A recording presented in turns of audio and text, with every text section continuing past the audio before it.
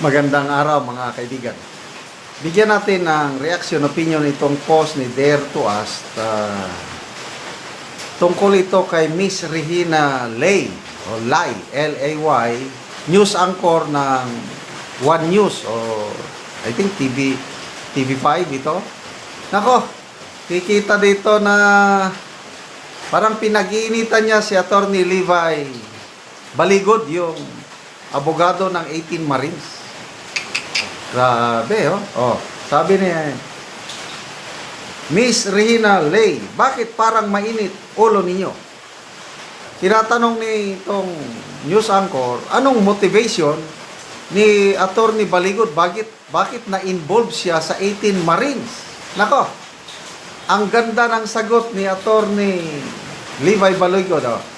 Basahin ko lang muna, din pakinggan natin. Attorney Levi Baligod, you ask about my motivation? Nakita ko kung paano trinato si Gutesa. At meron akong obligasyon na tumulong para malaman natin ang katotohanan.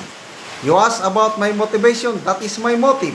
Gusto kong makaambag sa paghanap ng katarungan. I don't know, ang isip nitong mga tao nito parang may ibang masamang motive si Attorney Baligod.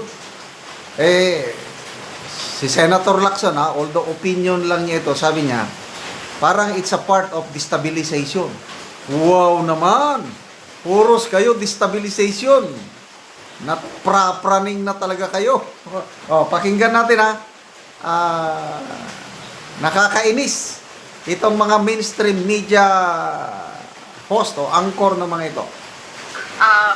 It sounds like a lot of this information that you're holding on to is second-hand and third-hand in some cases. Yun. Second-hand, third-hand information.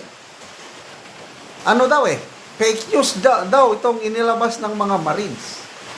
Ex-Marines. So, to be exact, yung grupo ng mga, yung 18, 14 ang ex-Marines, 2 ang Army, 2 ang civilian.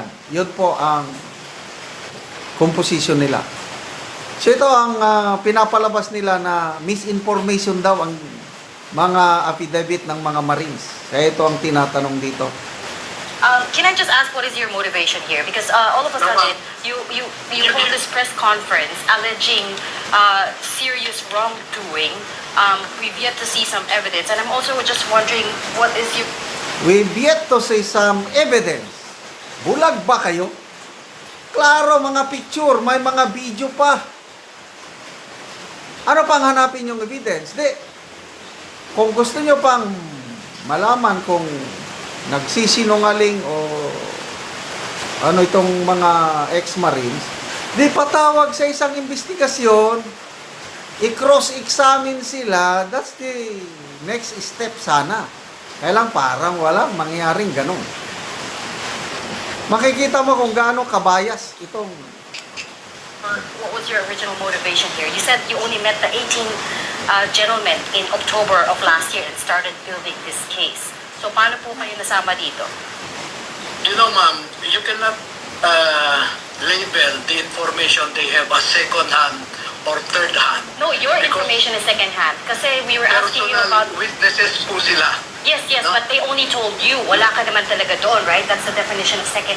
Wala talaga itong iba talaga ang line of thinking nitong Miss Regina Lay. Siyempre, abogado siya. Na-interview niya ang 18, isinulat sa sworn affidavit.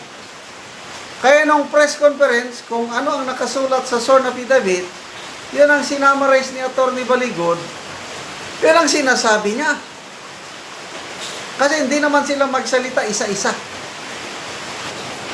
Kaya kung ano ang sabihin ni Attorney Baligod, galing sa mga sworn affidavit, yun ang tinatawag nitong Miss Regina Lay na second-hand, third-hand information. Hindi niya alam ang, I don't know, talagang iba ang direksyon ng kanyang utak. Answer. You weren't there. I did not execute the affidavit. They were the ones who execute the affidavit. Correct. Yes, they executed, then they told you about all of these things. So your information is secondhand, not their information. So that's what I... Wala talaga ito. Nagsalita ang mga Marines through their affidavits. Pinanumpaan. Sword. Tapos, nung press conference, siyempre, isummarize ng abogado. Kailang yung sinasabi ng abogado doon sa affidavit, to me, that's first hand. Iba talaga kung yung gusto mong palabasin. was asking you, what is your involvement here? I think you misunderstood the rules on evidence, ma'am. But nevertheless, I do What do not I want not to understand continue about the with you. rules of evidence? Yes. Rules of evidence. Oh. Termino na ng mga abogado. O ano, abogado ka ba, Miss Regina Lee? Hindi. Eh, huwag kang magsabi ng second hand, third hand dahil ako, common sense lang yun eh. Sinasabi lang ni Atty. Baligod kung ano ang nakalagay sa sworn statement. Sinamarize lang niya. What do I not understand about the rules of evidence?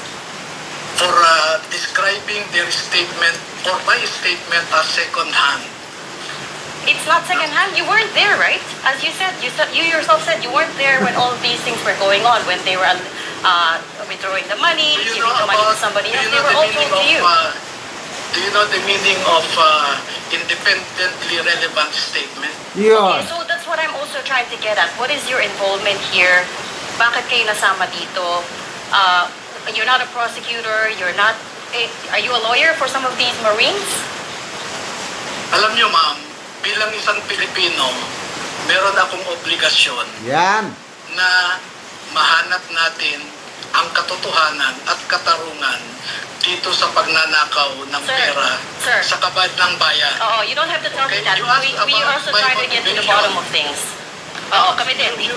You asked about my motivation, no? Hmm. Alam niyo po, noong 2013, ang advocacy ko ay anti-corruption at ako ang nag-expose sa PDAP scam. And Ben Harluy was one of my witnesses. Kinasuhan ko ang 14 na senador, 198 na congressmen at limang cabinet secretaries. Okay, yeah. Pangalawa, yung mga pagkaabuso ni TVS sa Negros. Halos isang taon po akong pabalik-balik sa Negros kasi walang matakbuhan ang mga biktima ng patayan doon. Ngayon po, nakita ko kung paano trinato si Gutesa. At meron akong obligasyon na tumulong para malaman natin ang katotohanan. You ask about my motive? That is my motive. I don't Gusto understand. kong makaambag sa paghahanap ng katarungan. I don't understand. Yeah, General, ano na lang, kasi Oh. Sige na lang, Miss Regina Lee. Lay. Ituloy mo lang yung ganyang nagmamasid ang taong bayan. Hindi nyo maitago ang katotohanan, lalabas at lalabas yan.